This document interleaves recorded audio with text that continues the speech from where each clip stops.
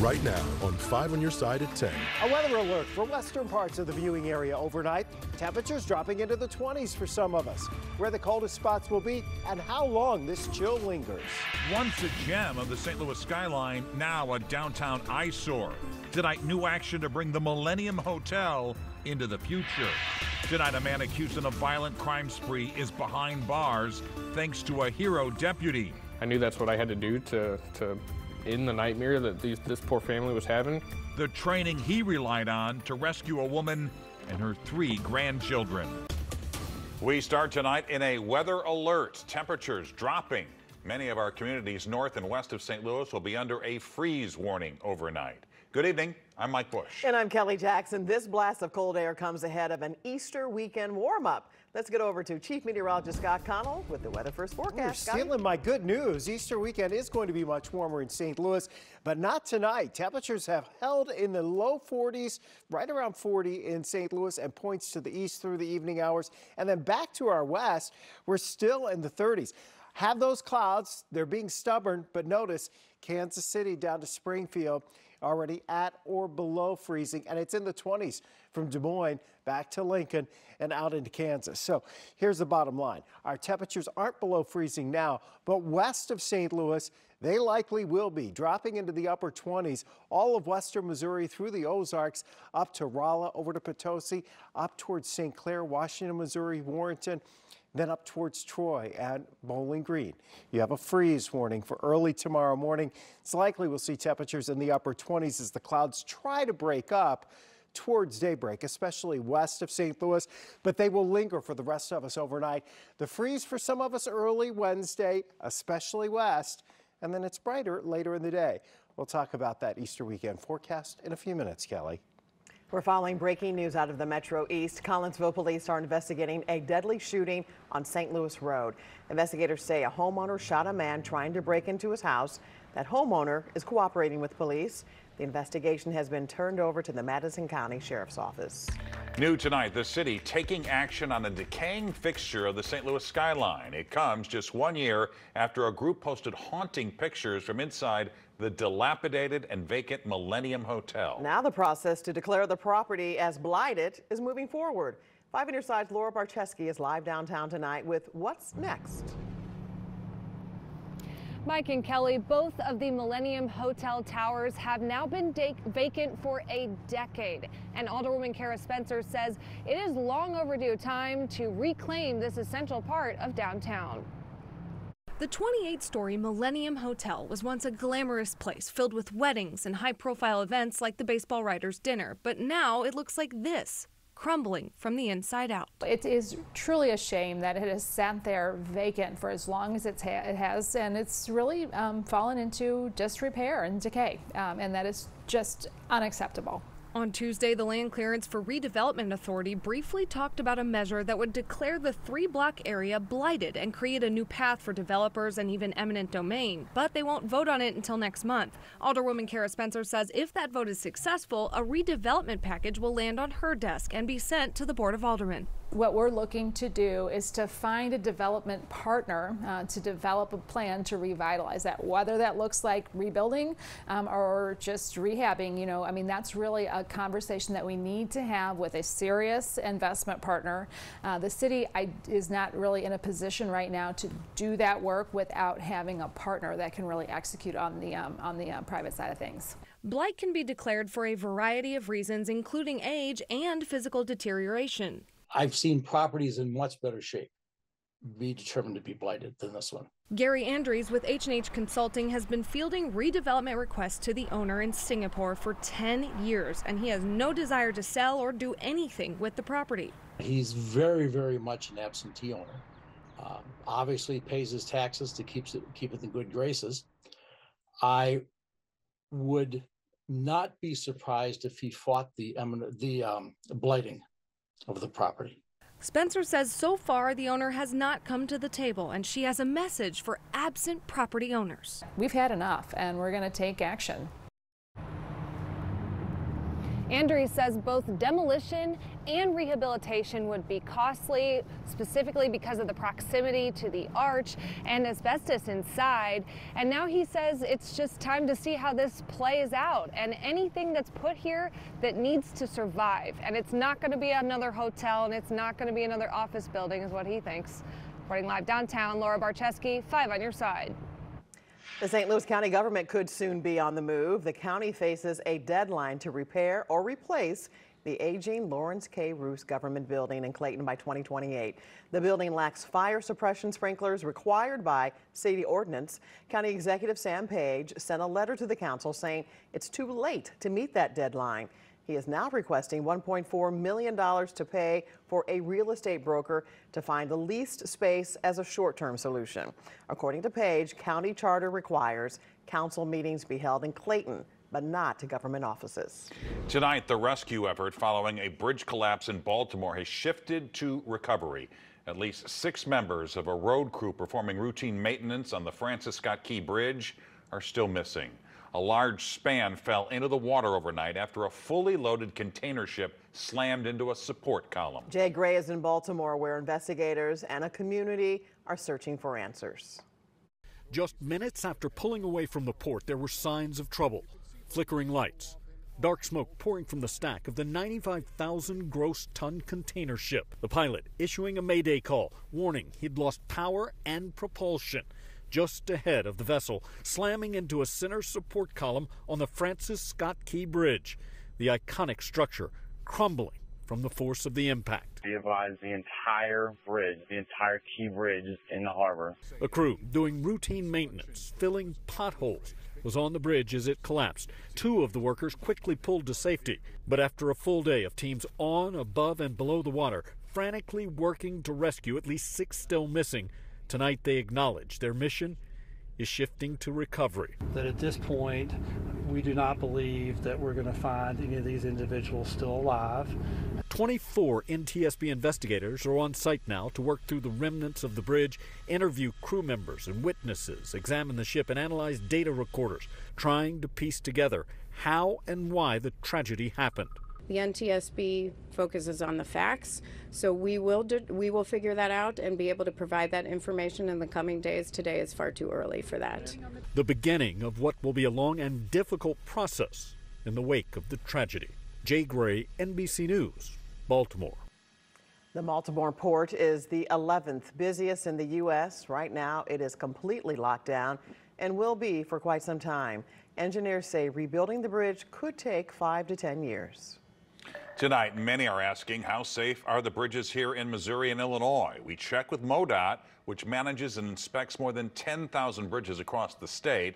Officials say incidents like what happened in the Baltimore harbor are rare, though there have been some scares here along the Mississippi. In April 1998, a tugboat rammed into the center span of the Eads Bridge, causing 8 barges to break away and hit the Admiral Casino. 50 people were hurt. In 2014, both the MLK and Eads Bridge were temporarily closed after being struck by another barge. MoDOT engineers say these situations are taken into consideration during construction.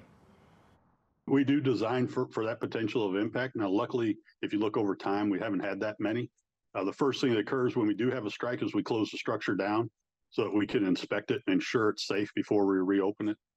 On some occasions, we were able to work with the Coast Guard when they notify that something is loose on the river. We'd like to be more proactive, but timing doesn't always work that way. MoDOT says the biggest threat to our bridges are not barges, rather ice flows and the fact that we live in an earthquake zone. A trial is now underway for a Maryland Heights man accused of sexually assaulting a woman before killing her and keeping her body in his apartment for days. Prosecutors told jurors Joseph DeJoie gave Jackie Mitchell drugs and she died from a fentanyl overdose. His defense team says their client freaked out when he woke up the next morning and found her dead in his room. The trial is expected to last through this week.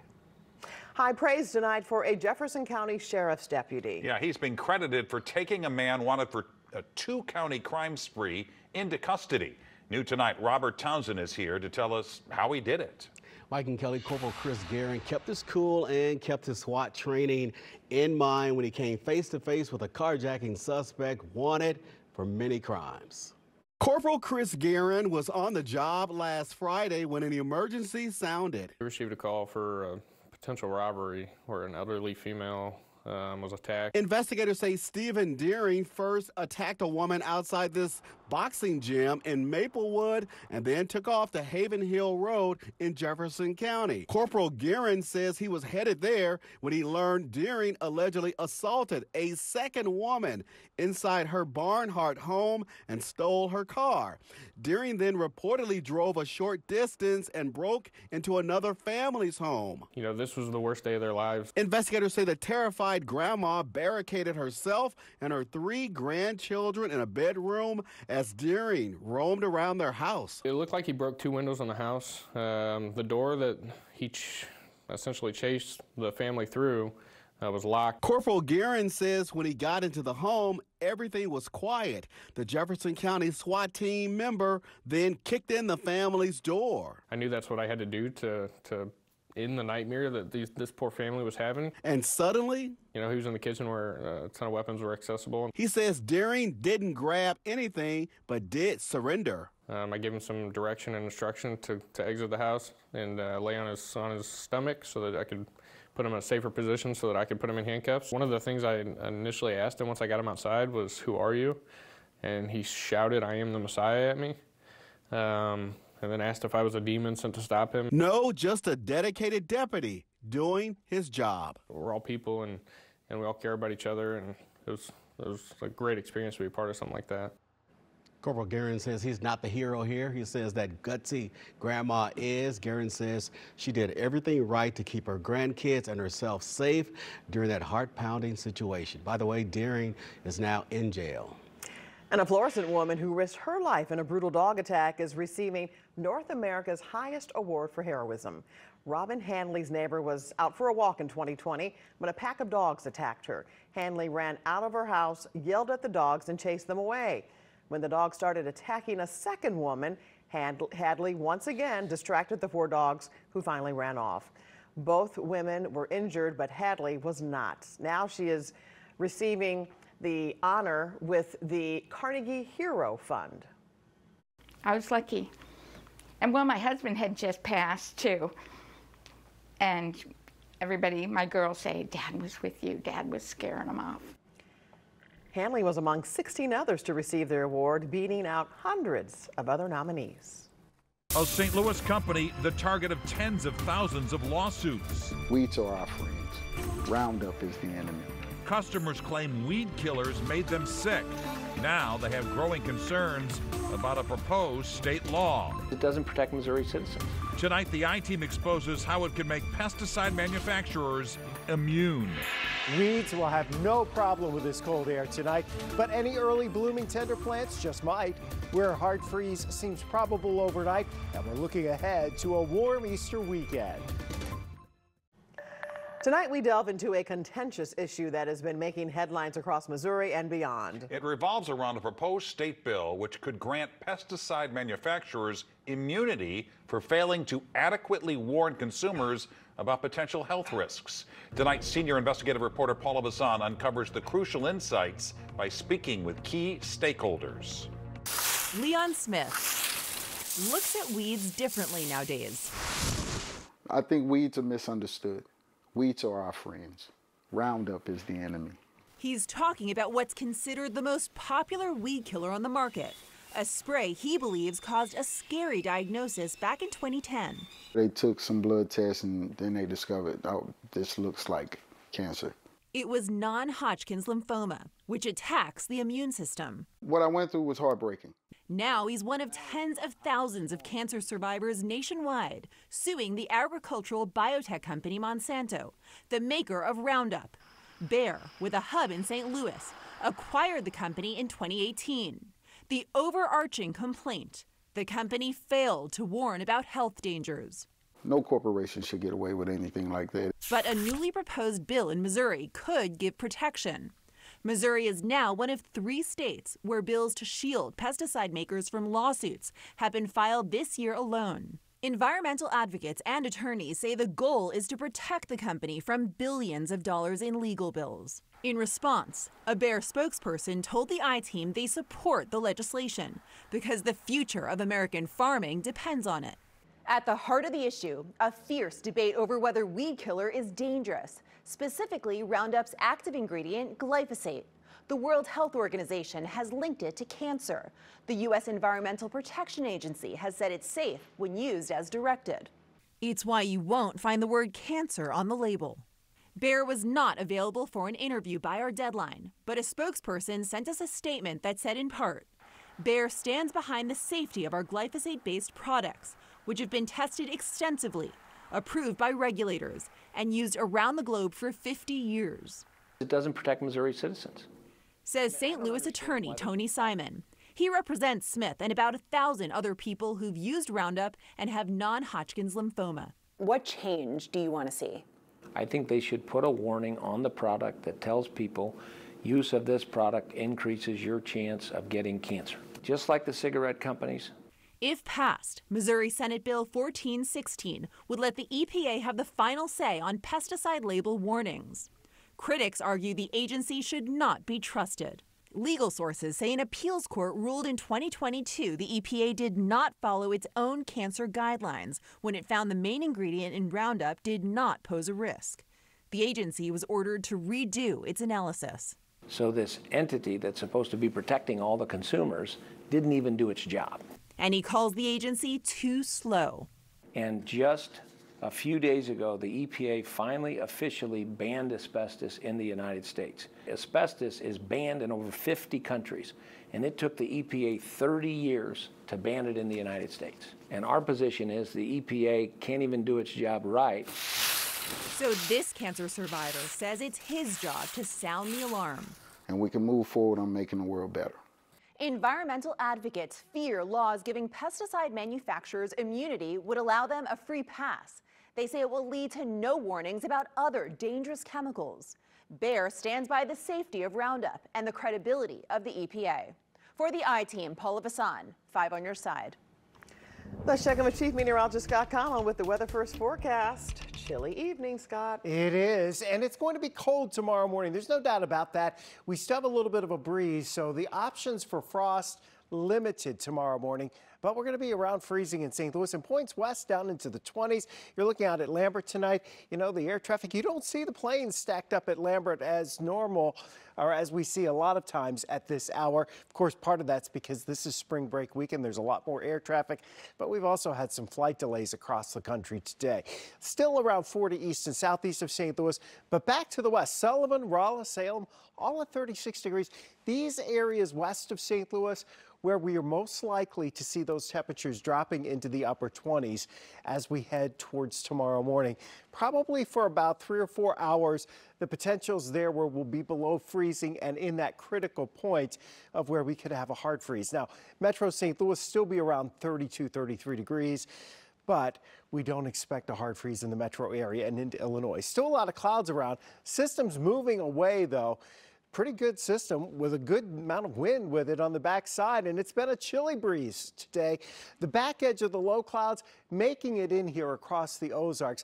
Not sure it's going to get to St. Louis until perhaps around daybreak or a little after, and there's some high clouds coming over that, so we'll probably have to wait until we get into the morning hours to really see that clearing take hold. Still 40 degrees at Lambert. That's our new low temperature for the day. Only 53 for the high. We had about 1.1 inches of rain total out of this last system. Temperatures, low 30s, right around freezing. Metro area into Illinois, back to the west, upper 20s to around 30. We will have plenty of sunshine, though, tomorrow afternoon. We're back into the low and mid 50s for highs. It gets even warmer on Thursday because our bubble of high pressure, it's sliding off to our south, and we'll see the winds turn more to the south and southwest. And even though they're fairly light here as we go into Thursday, that's enough to push those temperatures back into the mid 60s for highs. And that's just a taste of what's to come as we head into Easter weekend. Very low rain chances, it looks like, Friday into Saturday. Mainly at night, a small chance, but we're in the 70s for highs here heading into Easter weekend. There is a storm chance, especially Sunday night, lasting into Monday. The timing and the exact specifications on how strong those storms might be and how widespread they might be, we still have to work that out. Right now, we're leaving it in that chance category, although it's a pretty good chance. What's not a good chance? Rain on opening Cardinals Day. That's the good. home opener. You know, they open Thursday in LA, but Right. for the home opener, when they get back here, rain chances look negligible, and the sunshine looks very, very nice. That sounds perfect. All right, Scott, thanks. And speaking of the Cardinals and sports, here's Frank. Well, the future could be now for the Cardinals. The present situation of SLU basketball could be shaped tonight, and we'll take you in the past to see a former Mizzou football legend. This 5 on Your Side Sports Report is sponsored by Telly Tire and Auto Centers, driving your way since 1942. In 2001, the Cardinals were supposed to start Bobby Bonilla on opening day, but the 38-year-old injured his hamstring at spring training. And in return, we got to witness one of the best 11-year stretches in history with Albert Pujols. I don't think this recent injury and call-up will be as dramatic, but it could be significant. You've seen this video by now. Dylan Carlson collides with Jordan Walker. Carlson has a sprained shoulder. He will be out for weeks. So the Cardinals have called up Victor Scott, perhaps the best defensive center fielder in the organization, definitely the fastest, with 94 stolen bases last year. And he just hit .317 in the spring. I would not be surprised if he's starting in center in Dodger Stadium on Thursday. He has a quiet confidence to him. He goes about it really well. Was able to speak with him when he got here, and this is a guy that just put his head down, just got to work, went about it like a pro, and now he's got a shot, which is awesome. Cards and Cubs again today, and Brendan Donovan had his hitting shoes on. He drove in a run on this hit as the Cardinals had 7 runs on 14 hits.